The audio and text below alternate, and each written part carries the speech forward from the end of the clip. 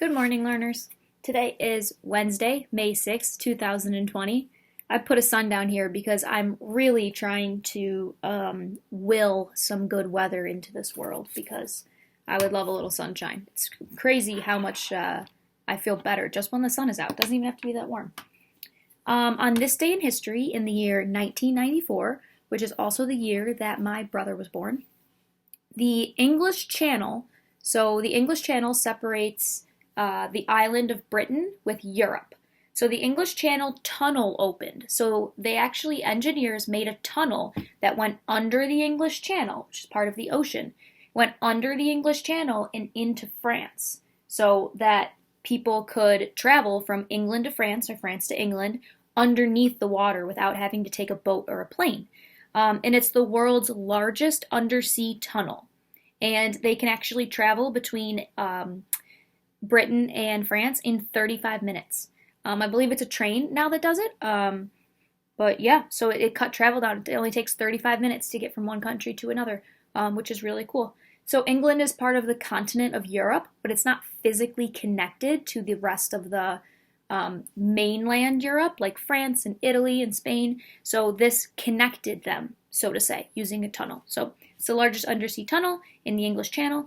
It opened in 1994 on this day. Our word part of the day. I have been doing Greek roots from the Greek language, but now the one today is a Latin root from the Latin language. And in high school, if you want to, you can actually take Latin. A lot of languages derived from or came from the Latin language. Latin and Greek were kind of some of the first original languages, and then other languages kind of stemmed off from there. So we share a lot of similarities. For example, the root aud, A-U-D. Latin root, it means to hear. So for example, audio, that's the way that you hear something out of a computer or radio or your headphones. And then, for example, audiology, we know that ology means the study of.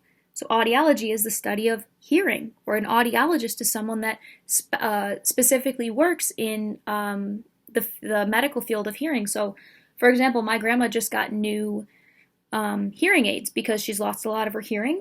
So she went to an audiologist who studies audiology in order to get hearing aids fitted for herself. Also, audience. An audience is someone or a group of people that sit and listen or hear something out. So aud is our Latin root of the day. Our question for the day is either who is your favorite athlete or who are some of your favorite athletes. Okay, so you can either pick one favorite or name a few favorites and try to explain why. Two of my favorite athletes, I really admire Serena Williams and all of her hard work that she has put in throughout her whole career. I think she's a fantastic athlete and she has a great message. And I'm a big fan of Simone Biles, who is an Olympic gold medalist gymnast. Her floor routines and her beam routines are just absolutely inhuman, if you ask me. They're out of this world. I don't know how a human can do that, and I'm really impressed by her skill. She literally has a move named after her called the Biles because she's the only one that's ever done it, which is really cool. So those are two of my favorite athletes. So either pick a favorite athlete and explain why, or talk about who some of your favorite athletes are. I don't think I have my jar here, but that's okay. Because my mindful strategy today is something I was trying to think about some things that I saw when we were at school at DeWitt. And Mrs. Weisenthal has this really cool thing where it's kind of like a worry jar. She has a jar, and when you have something that's bothering you, you write it on a piece of paper, and you either tear it up or you just fold it up and you put it in the jar.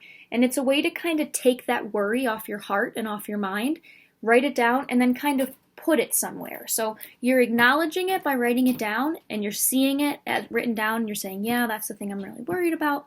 And then you kind of put it somewhere, because worries can be separated into a few different categories. The two categories that I think about for worrying are worrying about things that you can control, so something that you can actually influence and either make happen or not happen, and then worrying about things that you can't control. So that's how I categorize my types of worries that I have in my life. Either I can control this thing that I'm worrying about, or I can't. And if I can't control what I'm worrying about, that's the type of thing that I would put in a worry jar. So you could use an old Kleenex box, an old shoe box, you can use a jar, anything, and just kind of put it up on a shelf. And when you have a worry that you can't control, write it down on the piece of paper. Either rip up the piece of paper when you're done or just fold it up and put it in the worry jar and get rid of it. So that you can kind of put it someplace else. Okay? So that's my mindful strategy. Maybe you can try that. You could get one, you can make a little worry jar for your family or for you and your siblings. And our wonder precept for today, May 6th. I should really just get a bookmark instead of flipping every day. Okay, this is from Chuang Tzu. I'm not sure if I said that right. It could have been Chuang Tzu. So pardon me if I mispronounced that name. The precept is, cherish that which is within you. I'm going to read that again because it's written a little fancy. Cherish that which is within you. So when they say cherish that, it means cherish those things. So cherish those things that are inside of you.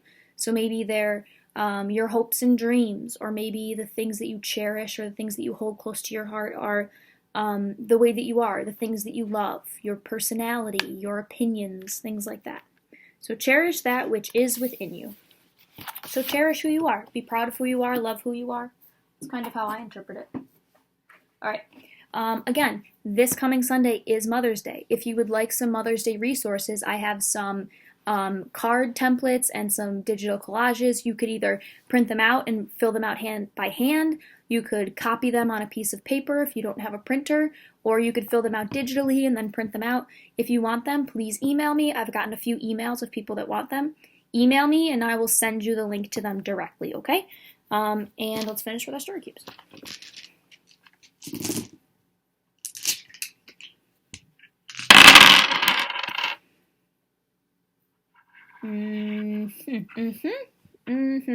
Okay, 2 here.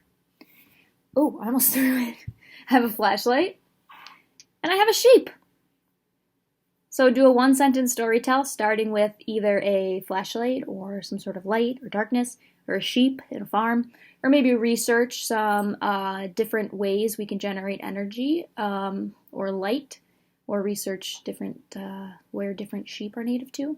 Yesterday, actually, during my 9 a.m. math Zoom that some people came to, Jackson pointed out that Ginna Nuclear Power Plant, so in upstate New York, in our region, I believe it's right over in Wayne County, it's very close to Webster, there is the Ginna Nuclear Power Plant, where they generate power using nuclear ways. You can look up what nuclear is. But it's right by the lake because the nuclear power can get very hot, so they actually use some lake water to cool down those nuclear reactors and keep things safe. But if for some reason something went wrong, what they do is every once in a while, like yesterday, like Jackson pointed out, they test their alarm system. It's kind of like a fire drill in school.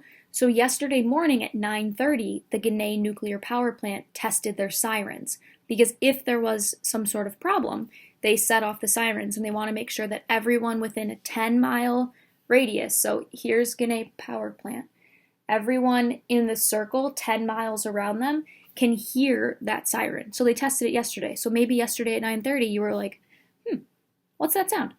That was Ginna Nuclear Power Plant. And if you didn't hear it, then you probably live a little further away. That's all I have for you today. I hope you have a fantastic day. And until next time, it's Miss G. See you soon.